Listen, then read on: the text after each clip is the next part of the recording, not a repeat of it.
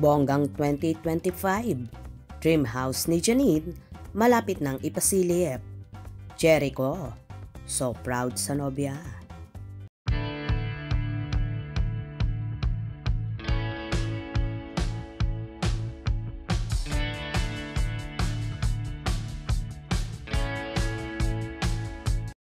Nagbahagi kamakailan ang aktres na si Janine Gutierrez sa kanyang Instagram story ng larawan at may caption na, "Life update, I am moving."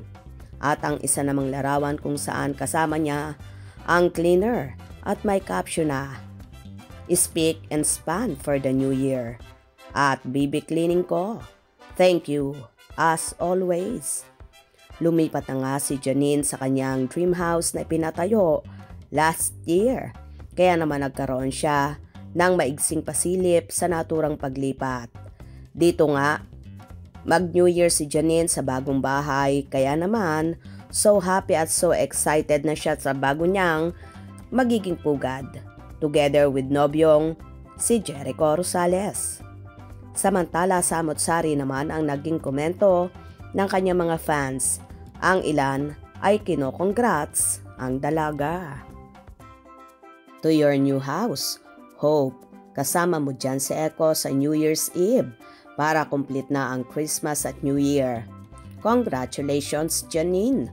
You deserve that. House tour please.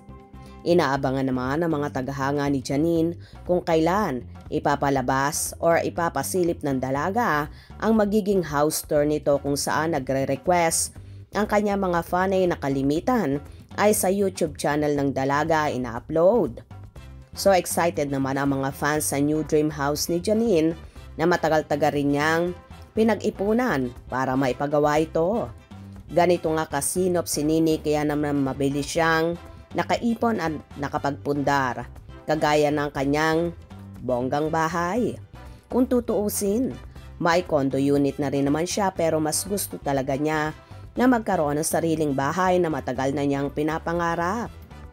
Anyway, so happy naman ang nobyong si Jericho Rosales sa lahat ng achievements na nakamit ng dalaga nitong nagdaang taong 2024.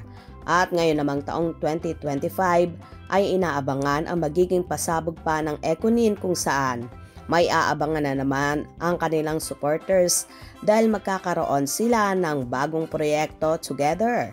Kaya naman so excited na ang kanilang fandom.